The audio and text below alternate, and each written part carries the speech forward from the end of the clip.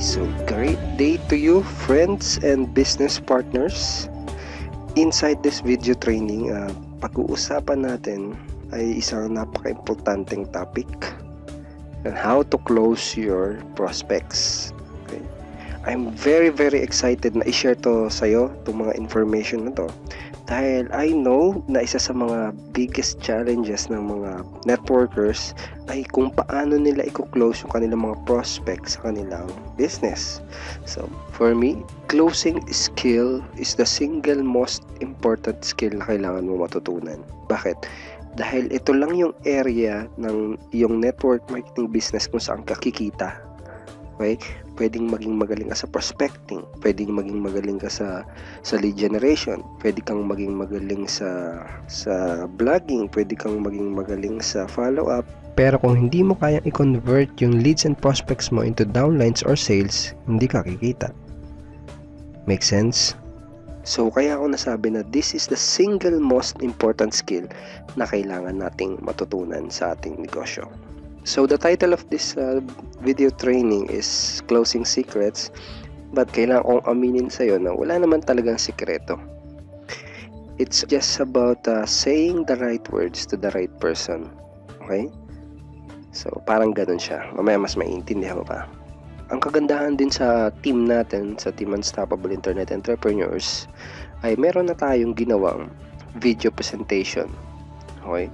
So, ibig sabihin, yun na kasi yung nag-e-explain sa prospect mo about sa ating opportunity. So, ibig sabihin, hindi mo na kailangan maging magaling mag-explain, hindi mo na kailangan kabigsaduhin yung tamang sequence, tamang pagkakasunod-sunod ng mga information, hindi mo na kailangan alamin yung smallest details ng ating opportunity dahil yung video na natin ang bahalang gumawa nun para sa'yo. Basta ang goal mo, ang isa sa unang mga goal mo is mapanood ng prospect mo yung video natin, yung 18-minute video natin.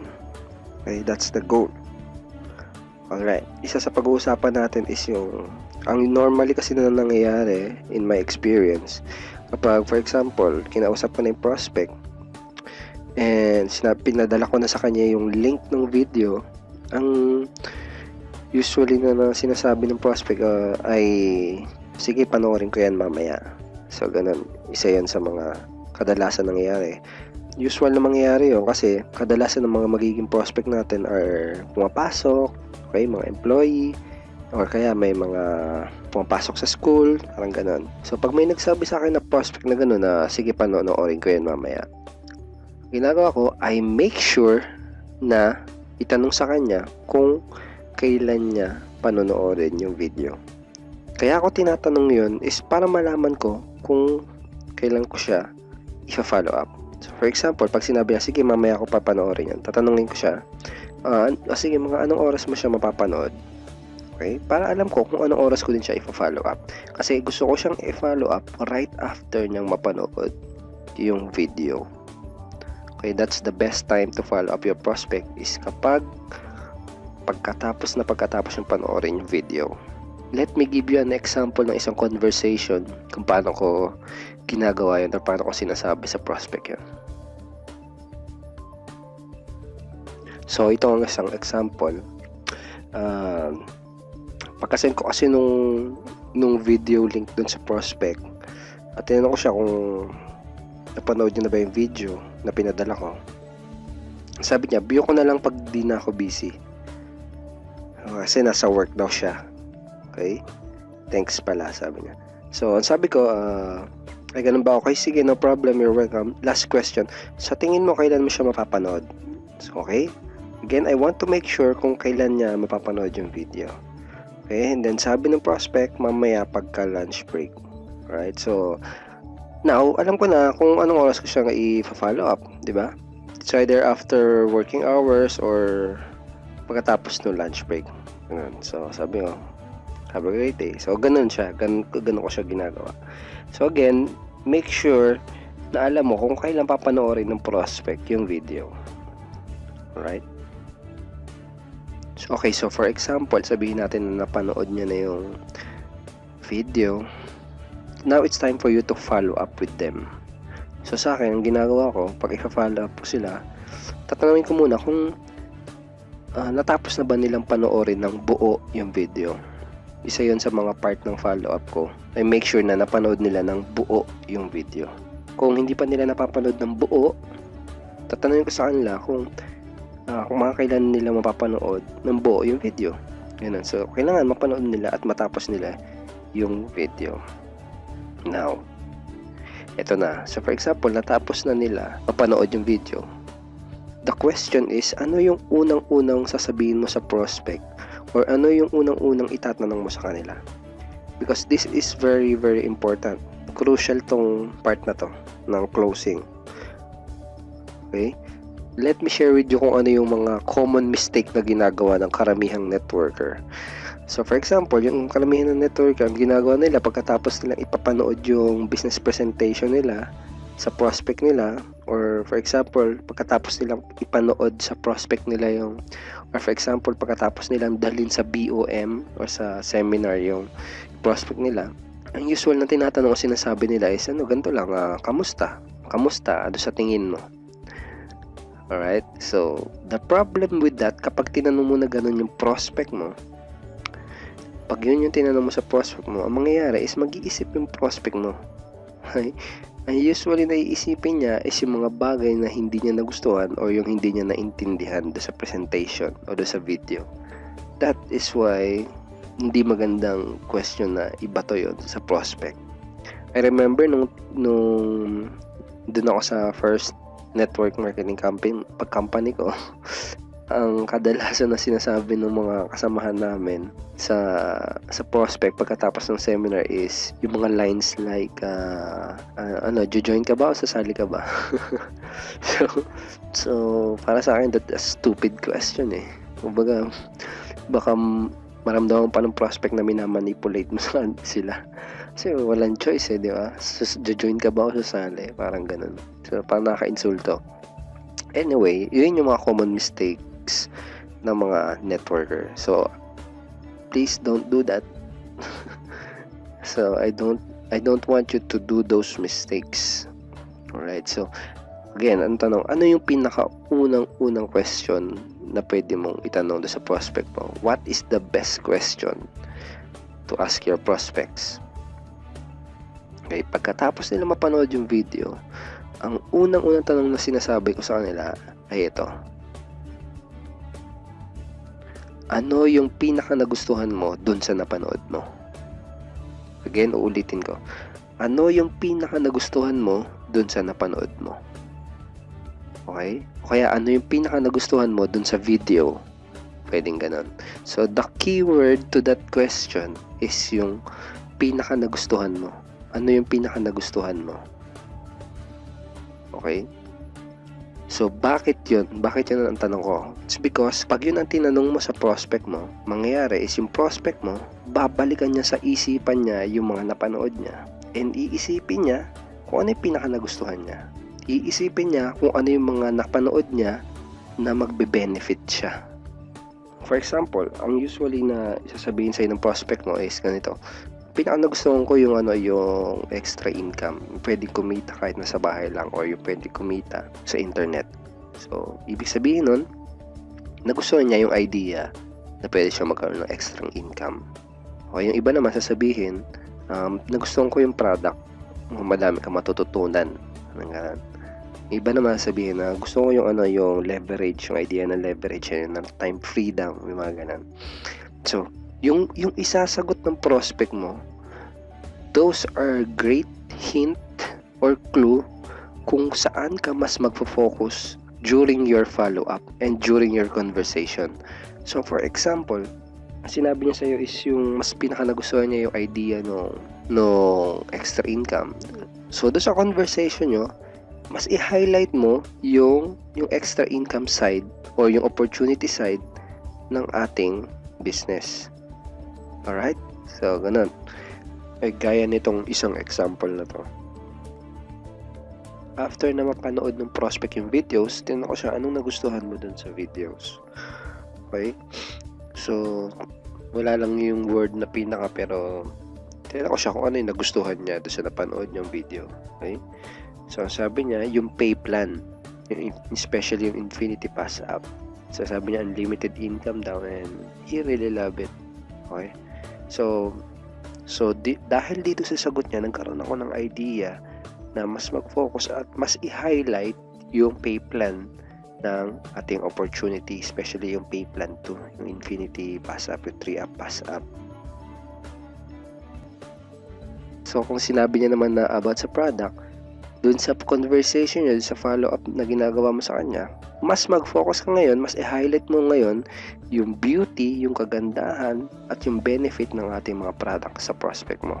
Okay, so for example, sinabi niya na ito yun yung gustuhan niya, nagustuhan niya extra income, and then na-highlight mo sa kanya maigi kung paano tayo kumikita ng extra income.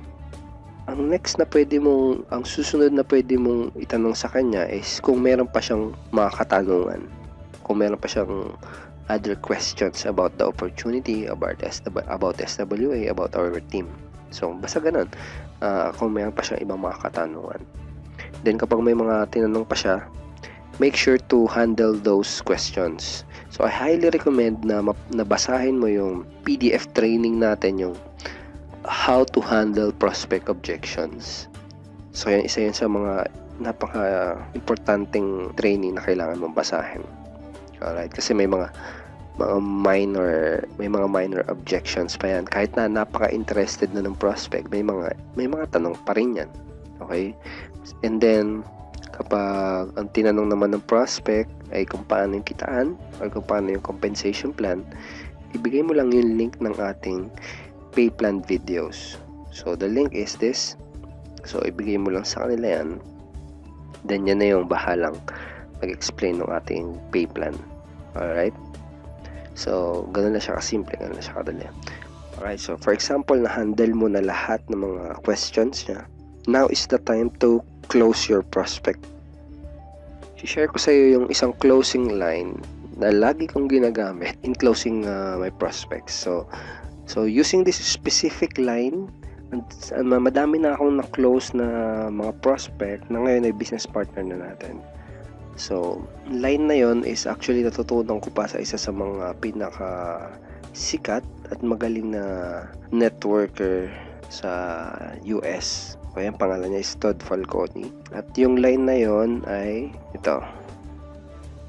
Okay. So, tinagalog ko lang siya. So, for example, okay na siya.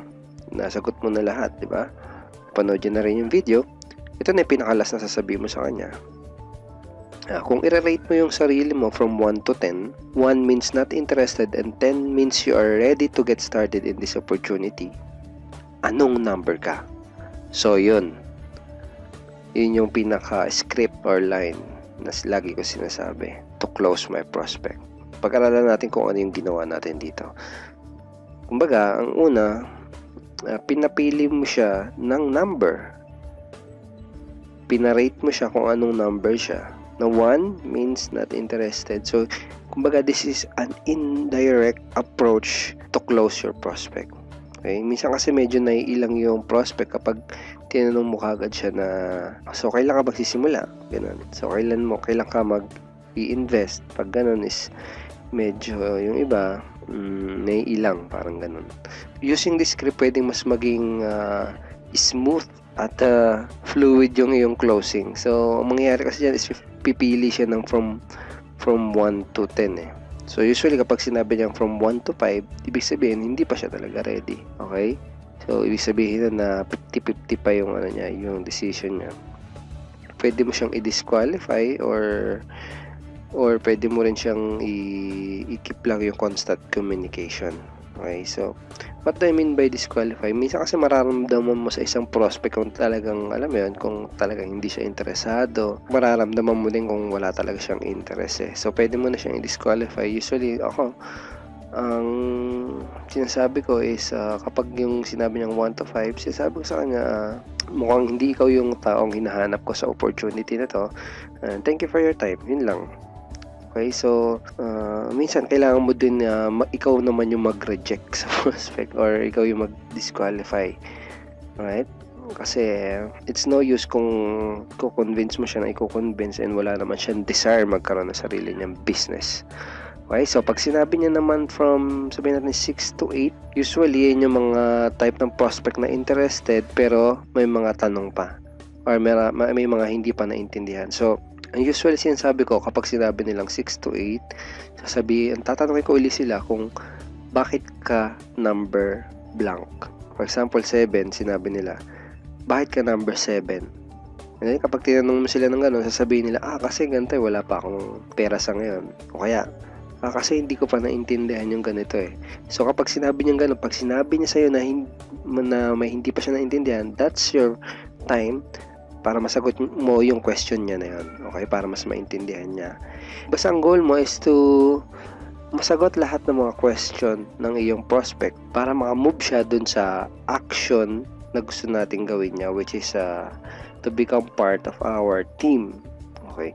So for example, sinabi niya naman na 9 to 10, ibig sabihin na interested na yung tao na yun. Ang susunod na pwede mong sabihin sa kanya is kailan niya gustong magsimula o kailan niya gustong mag-start ng SWA. O kaya, pwede mo rin sabihin na papadala mo sa kanya yung step-by-step payment and registration guide para makapagsimula na siya as soon as possible. Pwedeng ganun. Before, lagi kong ginagamit tong script and line na to when calling prospects. Pero lately, ginamit ko na rin siya through chat. And I find na napaka-effective din niya in closing prospects through chat.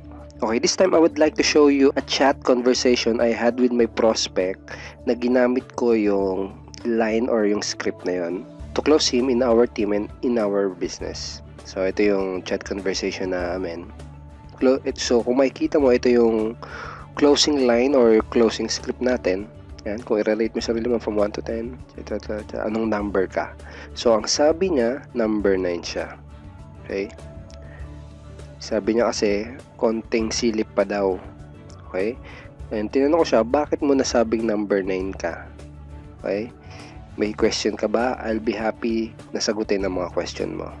Okay? So, and then dito, nagkaroon pa ng konting, in between this chat conversation, nagkaroon pa ng konting mga question and nagawa ko namang masagot. And then on that same day, he decided na mag-join na rin. Okay? So, after na sinabi na ready na siya mag-join, tinanong niya kung paano siya makakapag-start. Yan. Then sabi ko, may sisend ako sa yung PDF step-by-step guide. Ito nga yung ating PDF step-by-step payment and registration guide. So kung dito sa chat conversation na to, dito sa example na to, makikita mo na napaka-effective nitong closing script na to. So I highly recommend na talagang gamitin mo siya and practicein mo siya na ma-deliver ng smoothly and tama. Okay? So that's it. Okay, so I hope madami kang natutunan sa ating video training na to and I hope na i-apply mo kung ano yung mga natutunan mo today. Okay? Now, bago natin tapusin tong video training nito, gusto ko din na magbigay ng additional tips. Okay? So, una, accept the fact that not everyone will join. Okay? So, kailangan, ngayon pa lang, tanggapin mo na hindi naman talaga lahat ay sasali. Okay? Merong sasali, merong hindi. May mga tao kasi na wala sa dugo talaga nila maging entrepreneur. May mga tao talaga na kapag sinabi mong yung idea ng pagbi-business, yung idea ng network marketing, kumbaga hindi talaga sila open sa ganung mga klase ng bagay. May mga tao naman na kahit anong sabihin mo, walang pakialam. May mga tao naman na masaya na sa ginagawa nila. Okay? So, accept mo lang yun na hindi talaga lahat sasali. Baka kasi magkaroon ka ng maling expectation. Kasi pag in-expect mo na sasali lahat, hindi madi-disappoint ka. Okay? Kaya dapat, i-accept mo na hindi talaga lahat sasali. At hindi talaga lahat ay open-minded sa ating negosyo. Okay? So, ang hinahanap natin ay yung mga open-minded. Pangalawa, never get attached to the outcome. Ibig sabihin, huwag kang magpapa-affect doon sa mga magiging outcome. For example, porke yung kaibigan mo or kakilala mo hindi nag-join or nag-sign up sa'yo, huwag ka magpapa-apekto. Okay? Huwag ka magiging emotional about it. Because hindi natin alam mo yung mga reasons kung bakit hindi nag-join yung tao na yun. Alright? and maaaring hindi pa right timing ng opportunity natin para sa kanya, ganun, etc. etc. So kapag naging attached ka kasi dun sa outcome, okay? Pag naging emotionally attached ka dun sa outcome, yun yung mabilis na magpapalobat sa'yo. Yun yung magiging dahilan kung bakit ka mabilis magko-quit sa business na to. Marami ang nababurnout o yung nagko-quit sa network marketing because pinapairal nila yung kanilang emotion o yung damdamin. Alright? So, kung makakamit ka ng mga successful businessman, they treat failure and success the same. Bakit hindi sila nagiging emotional sa dalawa na yun? Sa kanila, kapag may mga problema sila, it's just part of the business na kailangan ma-solve. Okay? So sa atin, kapag may mga nag-reject, kapag may mga hindi sumali, part lang yun. Part lang talaga ng business yun na may mga hindi sasali. Okay? Kapag may mga downline ka problema, normal lang yan. Part lang talaga yun ng business. So, never get attached to the outcome. Napaka-importanting konsepto yan na kailangan mo itatak sa utak mo. Okay? Next. Okay? Tell your prospects what to do. So, ano ibig sabihin ng tell your prospect what to do? For example, tell your prospect na watch this video. Okay? Tell your prospect na PM me or send me a text message after mong mapanood yung video. So those are example of telling your prospect what to do. Kasi pag hindi mo sinabi kung ano yung gagawin ng prospect, hindi niya gagawin yun. Alright? So other example are kapag may question ka or kapag may mga tanong ka, PM mo lang ako or text mo lang ako. Yun yung mga example ng telling your prospect what to do. What else? For example, nag-send ka ng sa kanya nung step by step payment and registration guide. You tell them na download this PDF and i-follow mo lang, and then i-PM mo kapag may question ka. Those are example of telling your prospects what to do. Okay, next, and probably the best tip na may bibigay ko sa'yo in this training video is continue on educating yourself and become more valuable. Okay?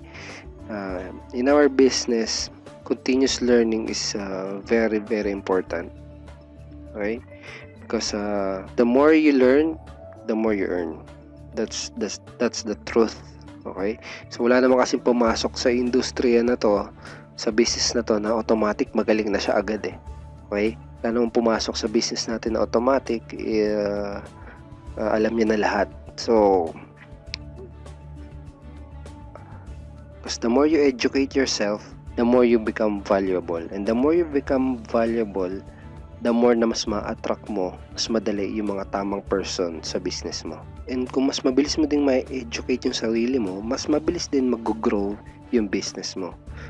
Okay? Kasi mas mabilis kang magkakaroon at makakapag-develop ng mga skills.